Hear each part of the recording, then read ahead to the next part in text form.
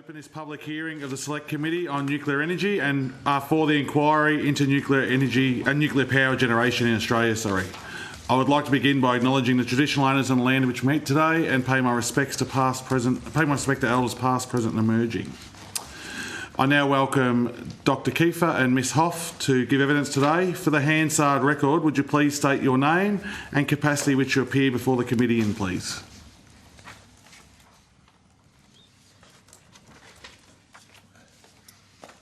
Hi, my name is Heather Hoff. I run a nonprofit organization called Mothers for Nuclear. I also work at Diablo Canyon Nuclear Power Plant in California. Thank you.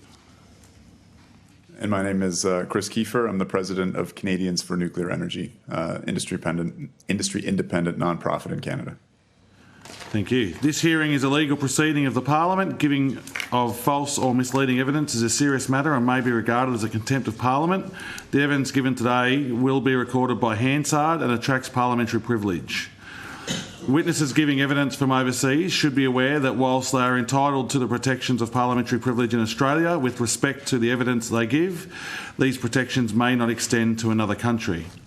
Before I invite you to make a brief opening statement and then we proceed to discussions, would you please state if you are a current or former member of a political party, a union or an investor in the renewable or nuclear industries? I personally am registered Democrat in the United States, but Mothers for Nuclear is a nonpartisan environmental organization. All my years working at Diablo Canyon have been union positions. I was in the International Brotherhood of Electrical Workers for 10 years, and now I'm in my 10th year in the Engineers and Scientists of California, which is under the umbrella of IFPTE. And no, I do not have any investments in renewables or nuclear. Thank you. I can answer briefly by saying none of the above. Excellent. I now invite you both to make a brief opening statement before we proceed to questions. Starting with you. Thank you, Ms. Hoff. Hi, yes. I have a degree in materials engineering from California Polytechnic State University. I work at Diablo Canyon Nuclear Plant and previously as a reactor operator and now as a procedure writer.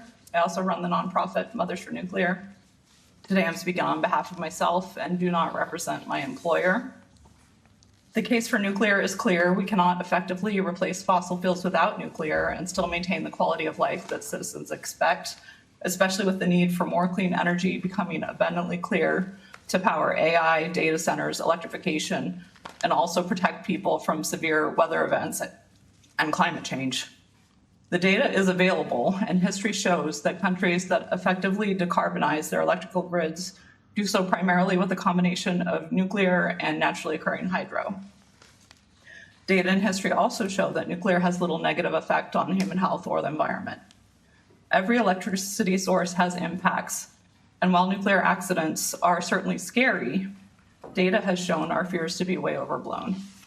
The worst impacts from scenarios like what happened at Fukushima are from our own panicked and largely unnecessary responses.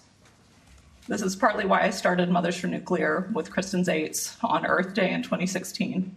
We realized we needed to talk about nuclear differently and that it was way too hard for normal people to get good information about our industry. In a world where data is often ignored or discounted completely, we realized we could perhaps reach hearts and minds through storytelling and sharing our experiences. In California, we've seen groups who oppose nuclear and Diablo Canyon rampantly spreading misinformation and fear. I've worked at Diablo Canyon for 20 years, and while I now fully support nuclear, I used to be skeptical and even fearful at times. I understand that nuclear can be scary, but we must acknowledge the fear and then put it aside in favor of rational thinking and data. We must look to all our options and pick the best mix of energy technologies as we go forward in powering our clean energy future. I look forward to sharing more about what I've observed in California, which is also a large part of why I advocate so strongly for nuclear. I've seen decades of investments in renewables with very little progress on actually reducing emissions and an ongoing huge reliance on fossil fuels. Thank you. Thank you. Mr. Keefer. Thank you very much. It's an honor to appear before this committee and inquiry. As stated before, my name is Chris Keefer. I'm the president of Canadians for Nuclear Energy, an independent advocacy group that has played a significant role in recentering nuclear energy within Canadian energy policy. As recently as 2020, Canada's energy policy was hostile to this ultra-low carbon power source. Our advocacy contributed to the inclusion of nuclear energy in green financial mechanisms such as the federal and provincial green bond frameworks, the Canadian Clean Tech Investment Tax Credit, and the Canada Infrastructure Bank. This culminated in a $1 billion loan toward the Western world's first grid-scale small modular reactor deployment in my home province here of Ontario. Ontario features in discussions about nuclear energy in Australia. As Commonwealth cousins, we share values and systems of governments, but have dramatically different energy policies. Ontario boasts a 60% nuclear-powered grid, while Australia enforces a nuclear ban. Today, I'd like to share Ontario's experience, hoping it may inform Australia's debate on the role of nuclear power. After a wartime industrial boom and surge in demand, Ontario outstripped its hydroelectric resources, which had previously met all of its electricity needs.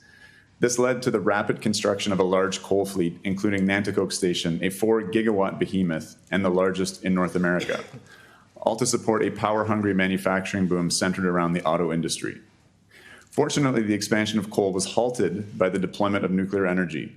Over 27 years, Ontario constructed 20 large CANDU nuclear reactors, culminating in the complete phase-out of our substantial coal fleet in 2014, a feat described as North America's greatest greenhouse gas reduction. From 1984 to 1994, Ontario added zero-carbon electricity at a pace that ranks amongst the world's top efforts, surpassing even Australia's impressive wind and solar additions. What about the cost? Nuclear is the second cheapest source of electricity on Ontario's grid after hydroelectricity. According to energy economist Edgardo Sepulveda, the cumulative 1977 to 2022 inflation-adjusted unit price for nuclear power is $86 per megawatt hour.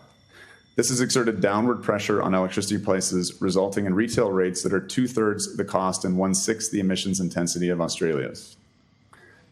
Spending on nuclear power supports Ontario's workforce and local economy. The industry provides 89,000 high-paying jobs in technology and skilled trades, with an 85% unionization rate. Globally, nuclear energy has been shown to localize supply chains, build industrial capacity, and most importantly, invest in human capital. In nuclear communities, the uplift in income, education, and skills, whether in engineering, science, or skilled trades, is striking. In Ontario, CANDU reactors generate a powerful economic multiplier effect, producing $1.40 in economic activity for every dollar spent. This is achieved through a 95% Canadian-based supply chain, stimulating the local economy rather than funneling billions of dollars to foreign suppliers that dominate the wind and solar sectors. Ontario's CANDU reactor fleet is currently undergoing refurbishments, renewing these assets to an as-new condition and extending their lifespans by another 30 years. These 3-year projects are nuclear mega projects with hundreds of time-sensitive inputs to the critical path. We are completing them on budget and significantly ahead of schedule. This success has given policymakers the confidence to plan for a new fleet of reactors, with plans underway for an additional 8 units. Australia stands at a crossroads. Like many Western nations, it has long benefited from robust energy infrastructure inherited from previous generations. However, it now faces a pivotal decision: how to replace a rapidly aging coal fleet, the backbone of its electricity grids. The stakes couldn't be higher. The decisions made today will shape Australia's societal and economic fabric for decades. It is already clear that globalization and a touch of the Dutch disease linked to its strong comparative advantage in mineral exports has affected Australia's economy. Since 1995, Australia has dropped 38 places in the Global Economic Complexity Index, ranking 93 out of 133 countries, just below Uganda and slightly above Pakistan, despite a GDP 50 times larger. How will the character of its electricity grid affect its remaining manufacturing and value-add industries, such as minerals processing or petrochemical refining? How certain are we that energy-intensive industries like green steel, green aluminum, polysilicon, and battery manufacturing can rely on low-capacity factor wind and solar? All available evidence suggests that these processes, which are highly sensitive to disruptions in electricity supply, require reliable baseload power. In the context of phasing out coal and with hard limits on hydroelectric potential, it might be prudent for Australia to diversify its decarbonization portfolio by considering nuclear energy and the Ontario model. Thank you very much. Thank you, Mr. Keefer, and we'll start off with the Deputy Chair today.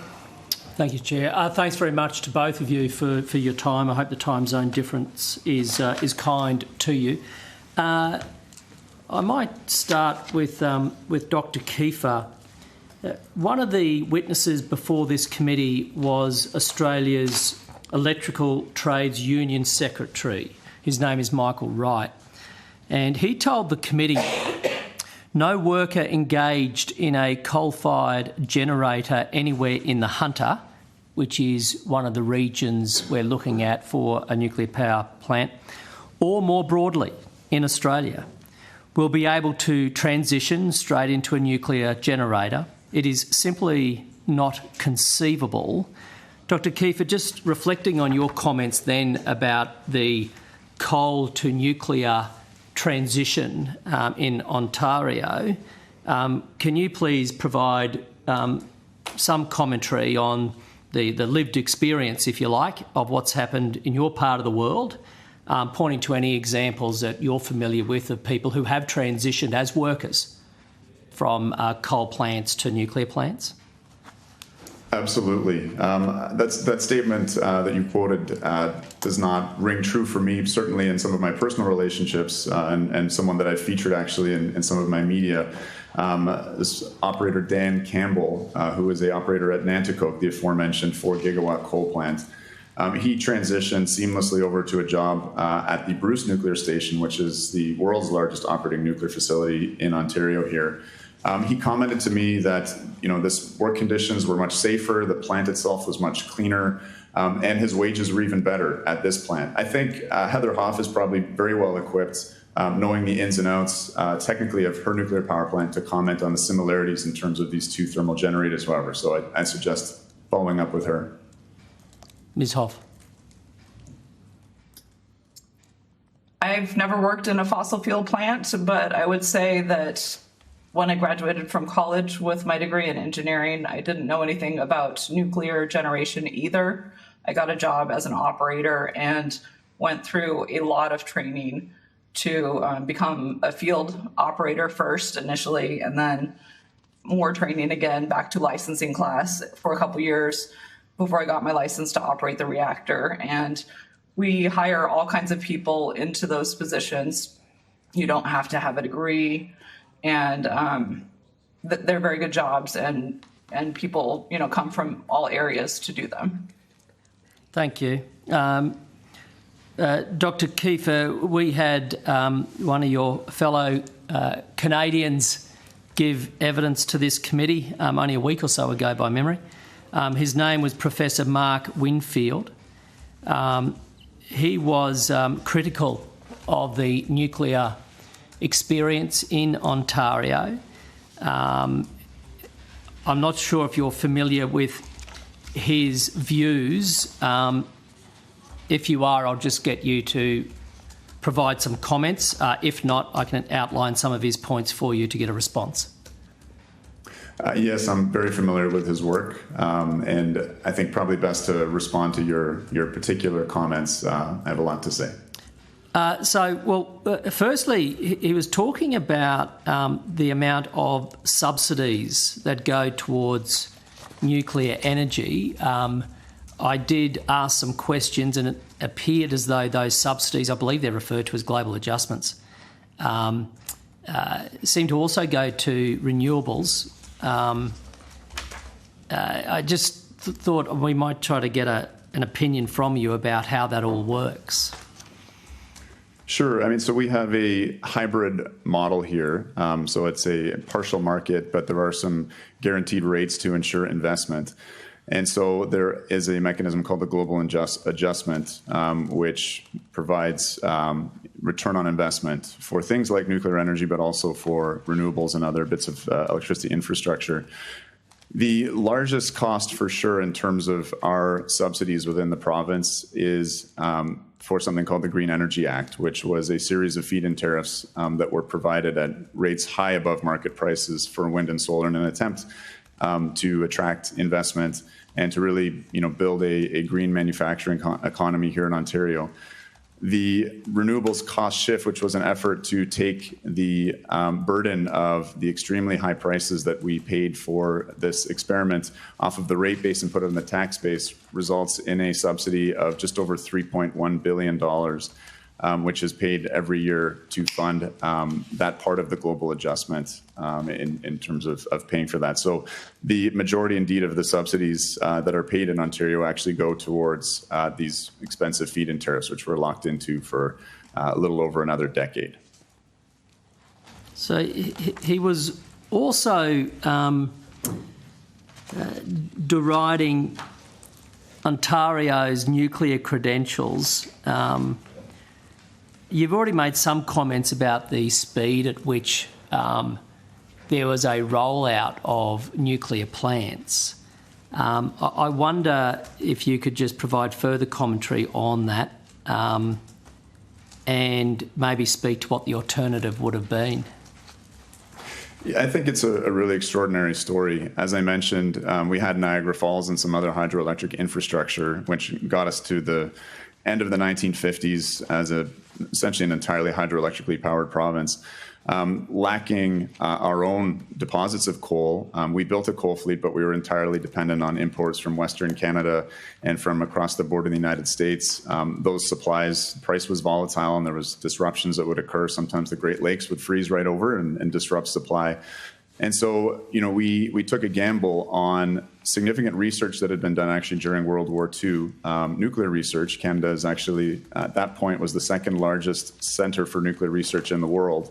Up at facilities in Chalk River, we decided once the war efforts died down to sustain that investment and turn that towards peaceful uses. That's led us to be the #1 exporter of medical isotopes around the world, but also the development of the CANDU nuclear power system, which is the reactor that we deploy. And capitalizing on that investment, we decided let's give a go of this. Let's develop our own reactor technology and see if we can wean ourselves off of this dependence on imported coal. And that's precisely what we did. And the pace of the build-out, I think, is extraordinary. While it's true that the median time interval to deploy nuclear reactors is about 8 years around the world, and we matched that in around 7 to 8 years per reactor. When deployed in fleet mode, we were able to add a very significant amount of capacity. And again, ultimately, this led to the elimination of coal. It's actually illegal to burn coal in Ontario for electricity generation. In 2014, and the health consequences, I'm also a medical doctor, have been truly tremendous. It's estimated that 1,000 premature deaths have been avoided every year, and the majority of the power required to phase out coal came from nuclear. So I think this is a really remarkable success story and one that should be celebrated particularly by environmentalists. Is there One more question, Deputy Chair. Is there anything else about Professor Mark Winfield's evidence he has given, or he's done some media in Australia? At least his comments have been covered extensively in Australia. Anything that you think it would be in Australia's interest to have the record set straight? Well, much is made of this stranded debt charge, which Ontario Hydro carried when it was broken up, when it was deregulated. And Mark Winfield definitely comments on that. Nuclear energy, like hydroelectricity, are capital-intensive resources, and they're funded with public debt. When Ontario Hydro was broken up, again, that debt was stranded because it couldn't be carried by any of the entities which made up its successors. Important to give context to that, however, when thinking about our neighboring province of Quebec, which has a massive hydroelectric system, and comfortably carries a higher degree of debt, but was not deregulated. That's an important thing to take into context. And finally, that debt would have been there if we'd continued to build coal plants.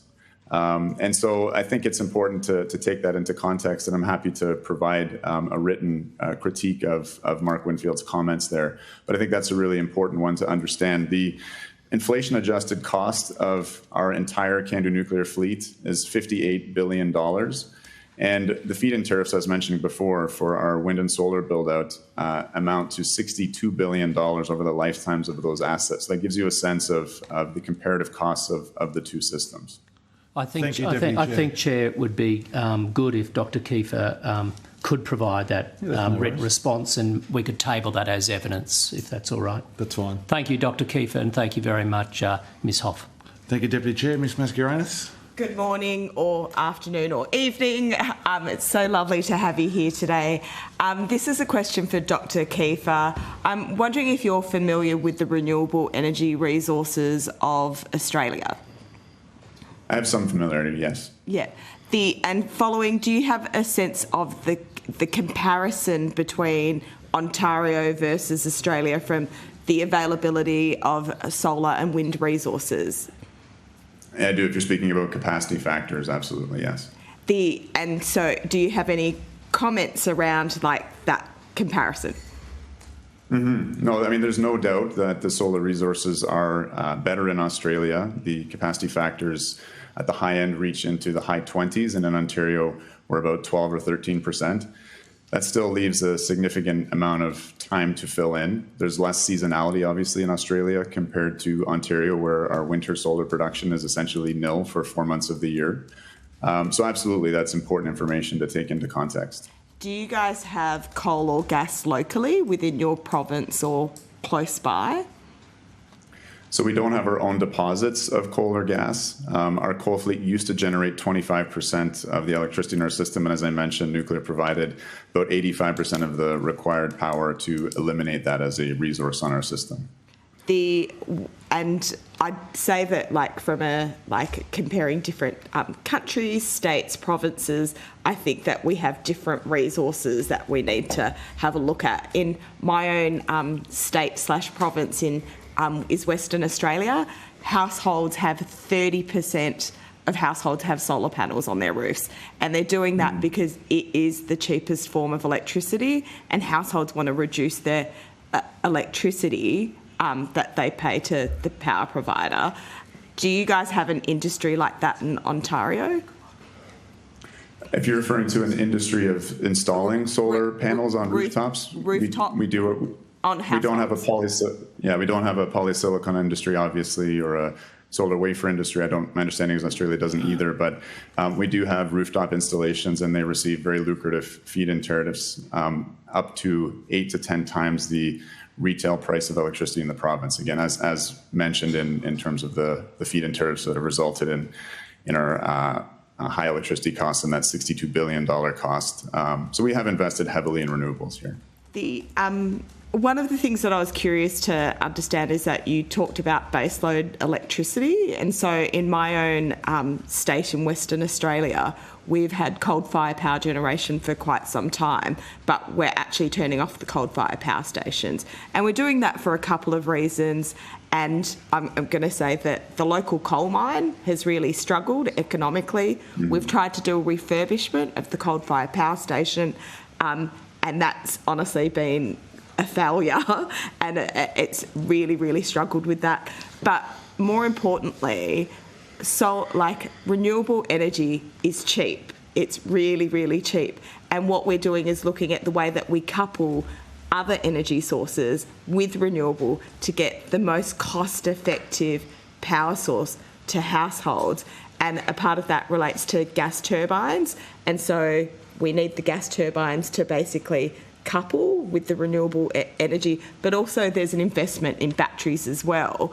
And the thing that I just don't see the economics of is how nuclear can be coupled with renewable electricity when it is so cheap.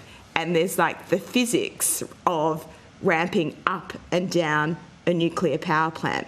I'm wondering if you've got some comments or views of that, or if you've thought about the applicability in the Australian context. There's no question that there's no cheaper way to make electricity than with a solar panel. However, to run a grid, and particularly to run electricity required for heavy industry, there's a lot of additional systems costs, and those include things like transmission and distribution and the firming costs you mentioned in terms of gas turbines and batteries. There are no examples around the world of heavy industry operating off of mostly wind and solar. There's some examples in the UAE of large PPA contracts being signed with solar farms to partially power things like aluminum smelters. But they're relying on, in the UAE, nuclear power at night. They have 5,600 megawatts now of nuclear power on the grid and a substantial amount of gas to run these facilities through the night. So solar becomes an input there. But that's actually one of my major concerns for Australia, as I mentioned, with the declining economic complexity and the closure of coal plants and that stable baseload power, which, up until this very moment have proven to be essential for running electricity-intensive heavy industry, that this is a major gamble. And so we have, well-established history of nuclear plants providing reliable power to heavy industry.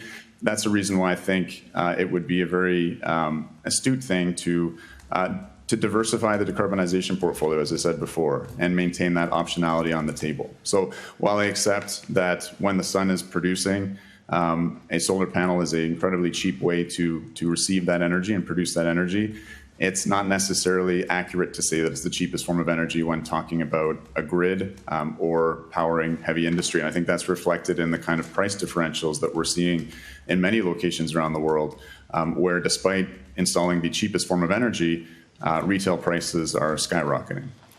I'm a chemical engineer that's worked in decarbonisation in the mining industry in Western Australia. We've helped companies look at what the best energy options are for them on mine sites. And the truth is, no one's looking at investing in coal-fired power generation to build a plant to run those industries. They're looking at other options, which is a combination of significant amounts of renewable electricity, but also gas and batteries. And so I think that I think the resources that we have here in Australia makes it a totally different system. And the truth is, these large resource companies are honestly looking at the dollars, right? They're looking at the dollars, but also their mine lives. And what we're seeing is that renewable electricity is what they're backing their money around. But it also relates to, are you familiar with something called the Task Force of Climate-Related Financial Disclosures? I'm not familiar with that. So this is a framework that the Global Stabilities Task Force has kind of announced to world markets, and basically all companies are responsible for talking about how they are acting on climate change, and basically what they're wanting to see is say, these are my climate-related risks, and disclosing it to the financial markets, so there is an ability for markets to go, is this a sensible way to act on climate change, and does it make this financial risk a good investment or a bad investment? And the truth is, companies are doing this all across the world, and people are looking at the way that they're acting. But anyway, I'll stop there because that's more of a comment. Sure. Thank you. Dr. Ryan? Oh, thank you, Dr. Keefer. I'm also a medical doctor.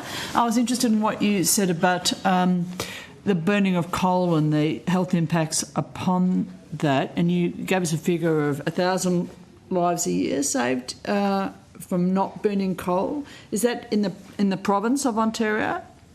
That's right. That's an estimate from the Ontario Medical Association. And the population of Ontario is? It's just over 14 million now. Okay. And when you say 1,000 lives saved, what's the nature of the illnesses or disease processes that you prevent by not burning coal? A number of respiratory diseases, asthma, chronic bronchitis, chronic obstructive pulmonary disorder, but also a lot of cardiovascular illnesses as well. We're recognizing the role of air pollution in cardiovascular disease, heart attacks and strokes, and of course, cancer as well. So I guess we're both in furious agreement that the burning of coal is injurious to the health of human beings, yeah? Yeah, I mean, it's interesting. The coal stations where they're situated in Ontario, their pollutants would blow basically directly into our most populated areas, including as well the coal plants in the US and the Ohio Valley. I understand the coal plants in Australia are a little bit further away from population centers, but there's no doubt that breathing in coal fumes and coal gases and coal particulate is not a good thing for one's health. Great, thank you. So I think, we agree on the need to move away from coal. Ms. Hoff, thank you for your testimony. Can I just ask you a question about, just to clarify something that you said earlier? So we're trying to understand, given that we don't have a workforce which is familiar with nuclear technology and hasn't worked on it in this country before, if we took someone, they don't have to have a university degree, but they have some basic qualifications, for example, a qualified electrician in this country has done an apprenticeship that gives them some basic training. How long would it take? You said you had to do quite a bit of training before you were qualified to work in the plant in which you work. About how long are we talking about? If we took someone from the beginning, the get-go, and we had a dedicated program for doing that? Well, for operations, you have to learn all the specific systems in a plant, so you have to spend time in the plant. And for me, it was 2 years of kind of training, including on-the-job training in the plant, before I was kind of qualified to be an operator, and then 2 years for licensing, which is from our Nuclear Regulatory Commission, permission to kind of run the reactor in the control room. So those are kind of like high-level trainings that operators have.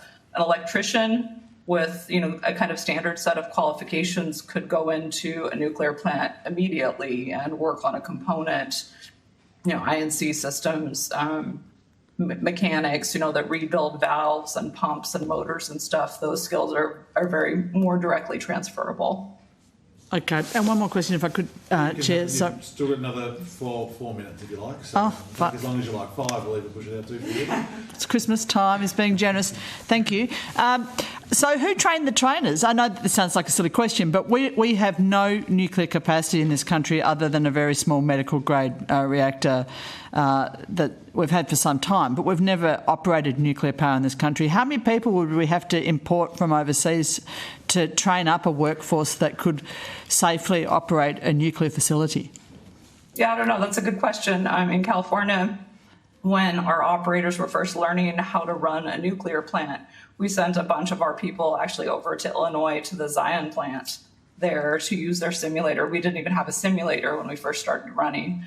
And so there's, a lot of resources around the world that you could bring to bear on helping build up a workforce. I'm not sure all the logistical challenges that would be involved with that, but hopefully there's lots of people raring to go. And it sounds like there's a lot of interest for that. They're really good jobs, like Chris mentioned and I mentioned.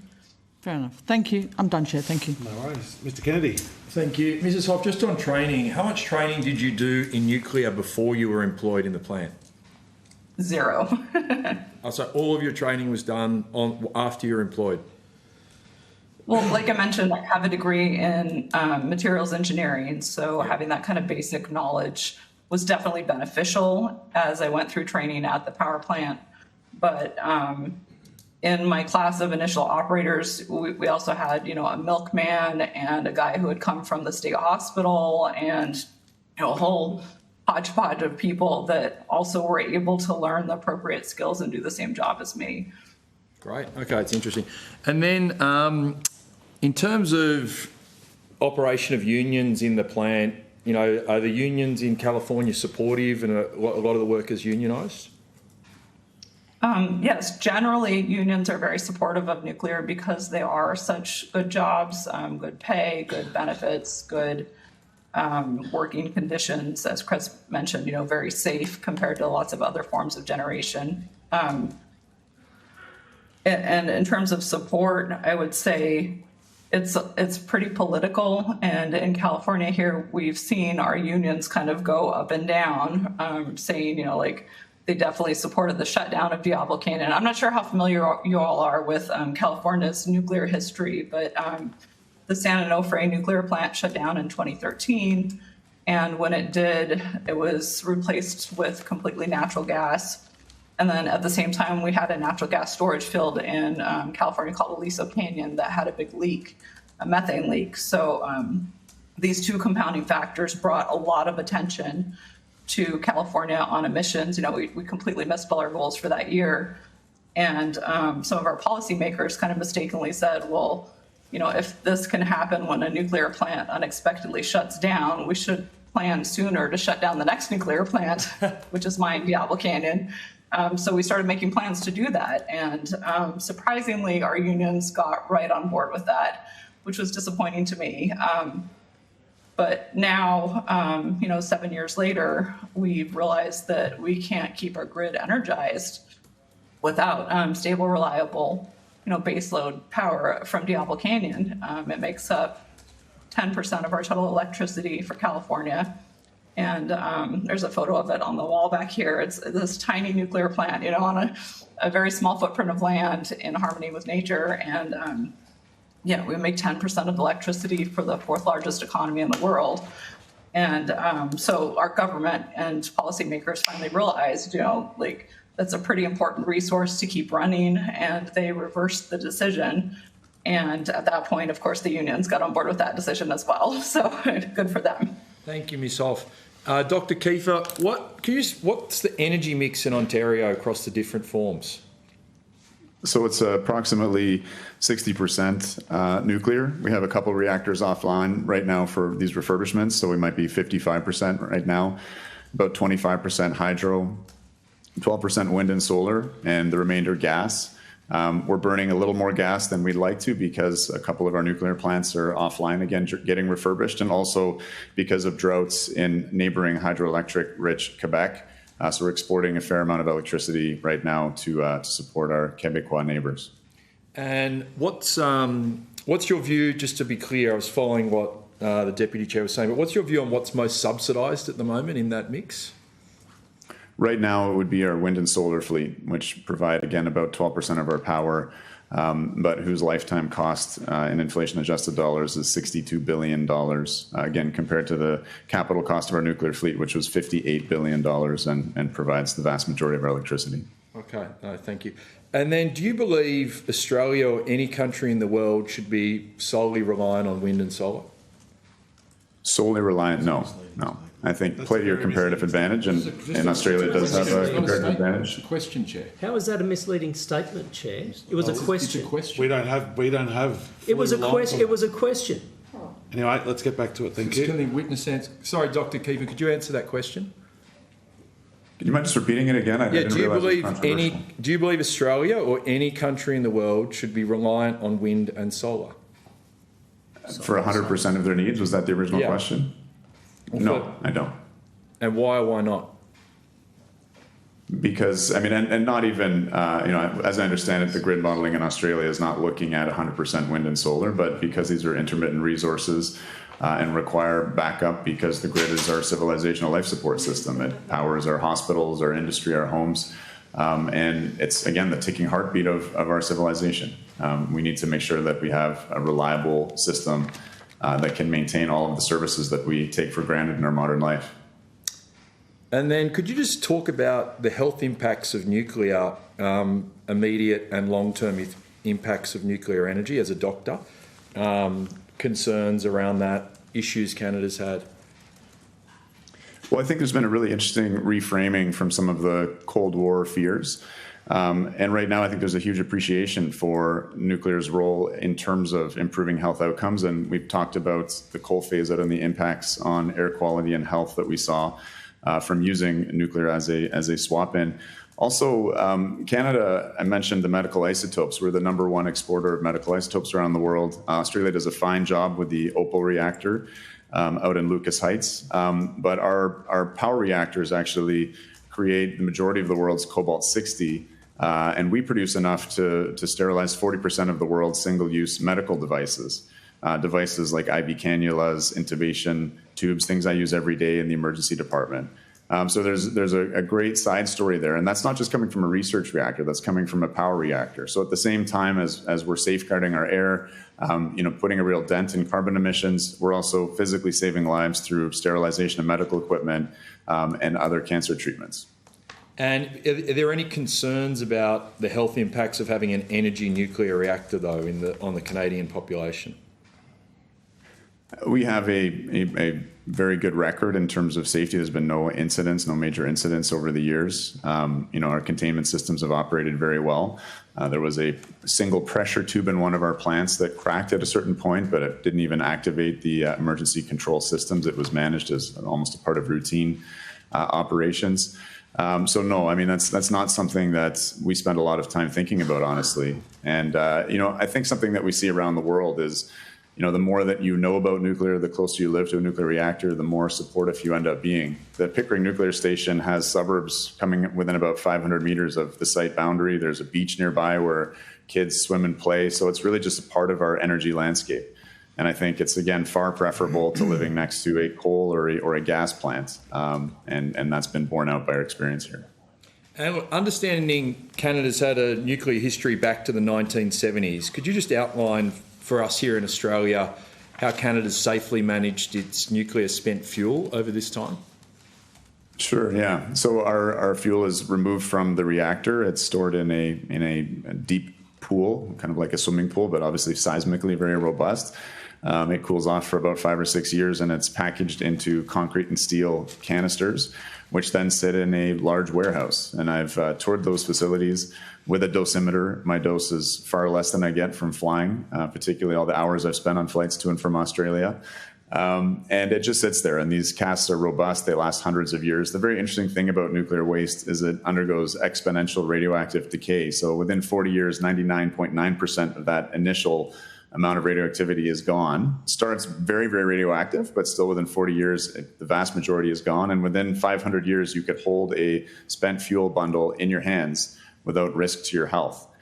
So there's certainly radioisotopes with half-lives that are billions of years long. In fact, your body is full of potassium-40, which is a naturally occurring radioisotope with a multi-billion year half-life. That does not infer a danger. It's the fastly decaying radioisotopes that are a concern. So just to get back to how it's managed, it's in those dry casts, and just now we've gotten votes both from the community and the local Indigenous community in our northern deep geologic repository candidate site in favor of hosting that. So we're working on a deep geologic repository, and we now have the social license to proceed with that. Ms. Hoff, just a question to you. Diablo Canyon situated a mile away from the shoreline fault. Can you talk the committee through how Diablo Canyon would deal with an earthquake? Yeah, well, first of all, there's kind of like a company message on that. And then there's like kind of what we try and do at Mothers for Nuclear, which is a little bit different. And it's that, yes, earthquakes are scary, right? Like we're all terrified of earthquakes. And I think it's really important to acknowledge that and the fear that events like that create. It took me a long time to learn and feel comfortable about Diablo Canyon in an earthquake. In fact, I've had nightmares of being at the plant during an earthquake and, like equipment everywhere and steam leaks and kind of navigating through. But the reality is that no nuclear plant has ever, had a serious equipment issue after a seismic event. They're some of the most robust facilities in our communities, more so than our houses, more so than, our buildings downtown that have bricks that fall on people. And it's really one of the safest places to be if there were to be an earthquake. And it's surprising to a lot of people, but those plants are just really built with a huge margin in place. So you might also know that when Diablo Canyon was originally designed, we knew there was an earthquake fault off the coast. And then later on, we discovered another fault even closer to the plant, which, sounds terrifying.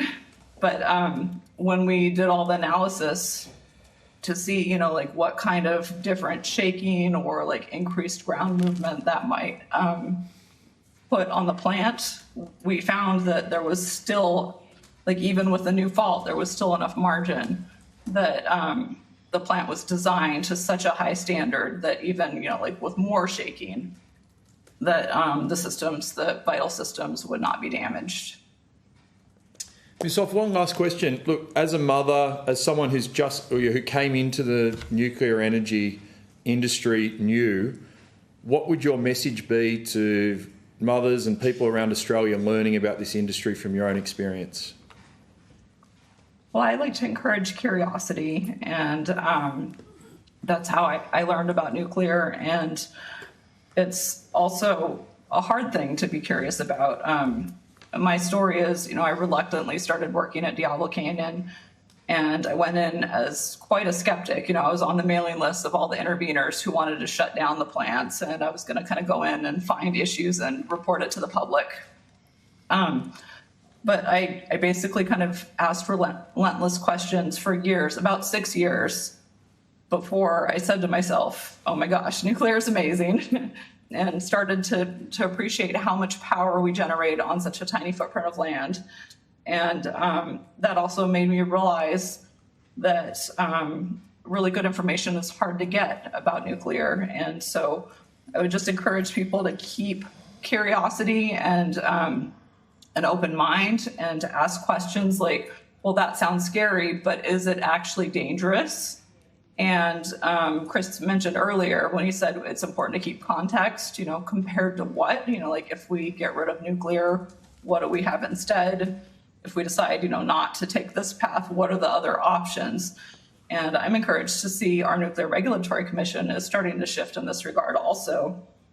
Tonight, actually, we have an environmental hearing for Diablo Canyon's relicensing. And in that environmental impact statement from the NRC, they have a kind of no action scenario and a alternate scenario for if we don't relicense Diablo Canyon, what are the environmental impacts? And I think that's a really important question to ask for people that are trying to make sense of, this really big industrial facility on the beautiful coastline. It doesn't necessarily look like the best idea, but if you compare it to everything else, it really is.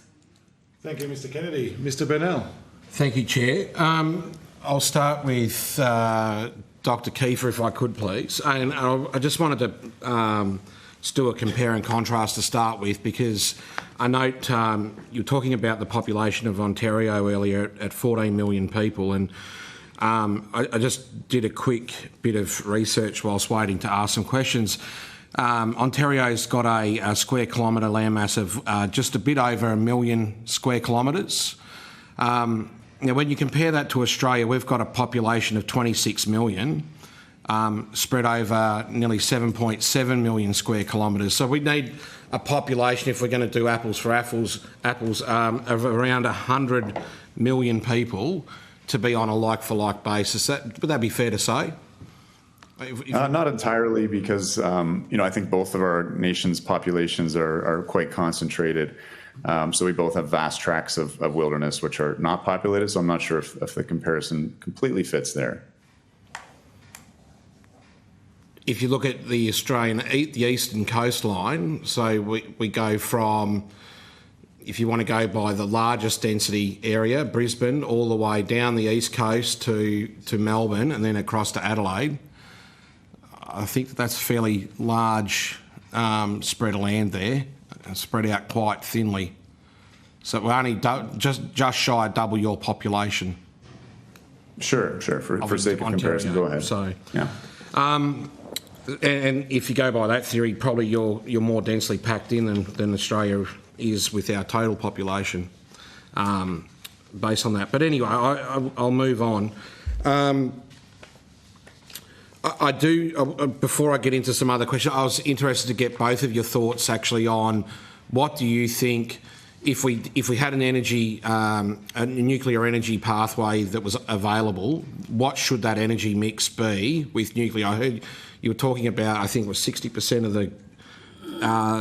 the contribution to the grid is nuclear in Canada currently, or in Ontario, sorry. Yep, yeah. And so what do you think Australia should be looking at as a potential?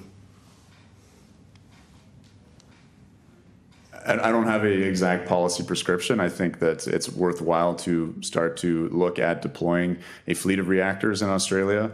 I think, having visited the Latrobe Valley and met with some of the workers there and communities there, I think those communities are very fearful of becoming ghost towns essentially once their source of employment is gone. And so I think that's a good place to start.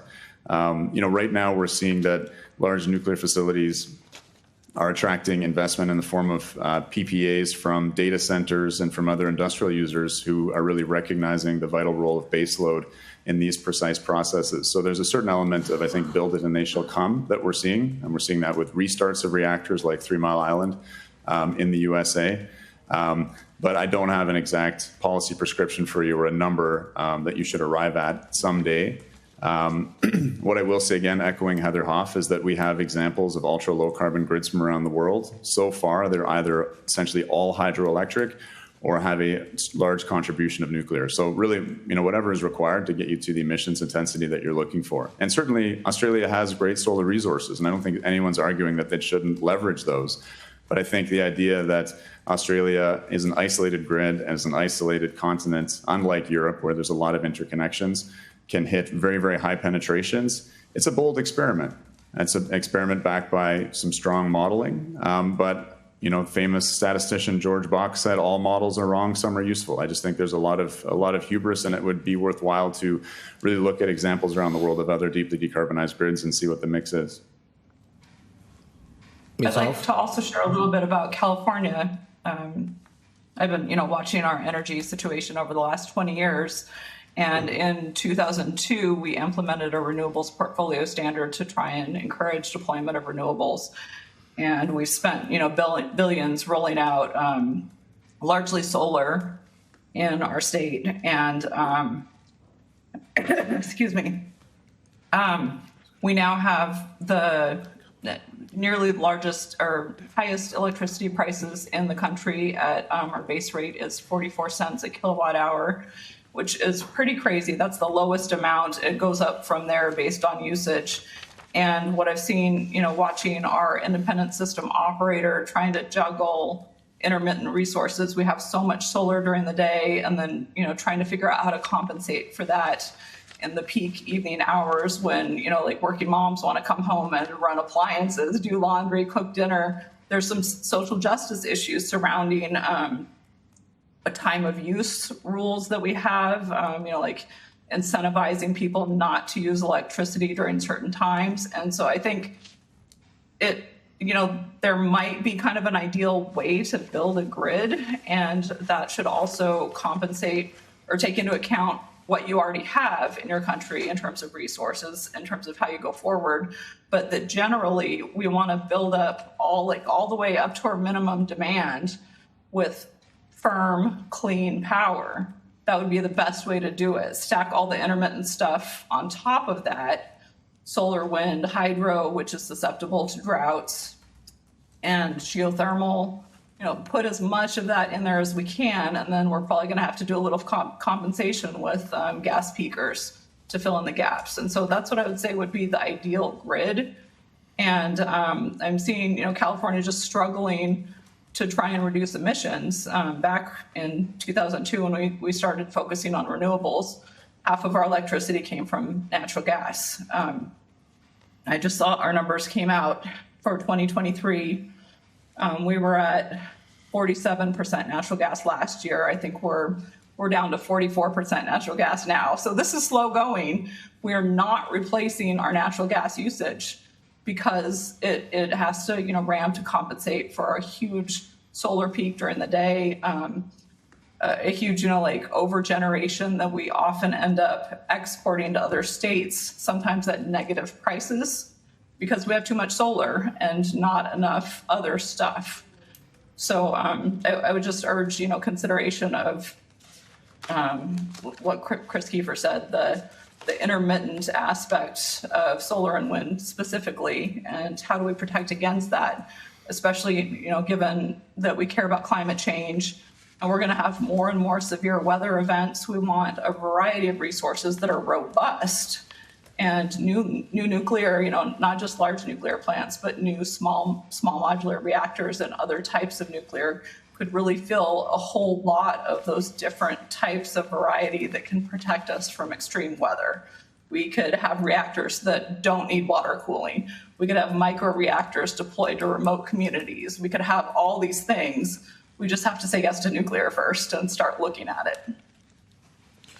All right, thank you. I think that's just why we're looking at storage, so that we can store solar power or generated power through solar panels to help take pressure off the grid during high demands. But anyway, I'll move on. I don't know if you can see this. This is the Liberal National Party's policy document, on their pathway to nuclear. And I wanted just to go to one point within the document. It lays out a bit of a timeline, I guess, around the delivery. It says our zero emissions nuclear energy program will consist of 2 phases, starting with 2 establishment projects in the mid-2030s, followed by a build-out of projects through to 2050. And the reason why I wanted to highlight that specific part is because our coal-fired power stations have indicated that their closure time will be well before the 2050s. In most cases, sometime in the 2030s. I'm just interested, and I'll use the words of the leader of the National Parties here, David Littleproud.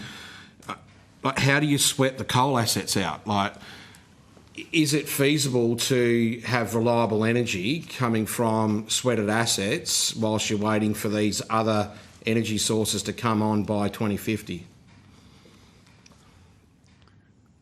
But what were the complications? Probably to Mr. Keefer, Dr. Keefer, sorry, because like during your transition, were coal-fired assets sweated during the transition to try and extend their life before you could bring on your nuclear energy plants? Final question to Mr. Bennell. So our nuclear energy fleet was there. We restarted reactors in the final phase that had been idled in favour of coal for some time. And that's what completed that final phase. So no, we were not in the same situation that Australia is in, and I do worry for Australia in terms of its energy planning. As I was mentioning, nuclear energy will take some time. In terms of those timelines, you have the example of the UAE, which went from initiating its program in 2008 or 2009 and getting first reactors output in 2022, I believe a 13-year process. It's going to depend a lot on the policy environment in Australia and how much foot dragging there is in terms of how quickly this moves along. If there's a consensus around the benefits of investigating this and decarbonizing your portfolio of resources, I think things could move quickly.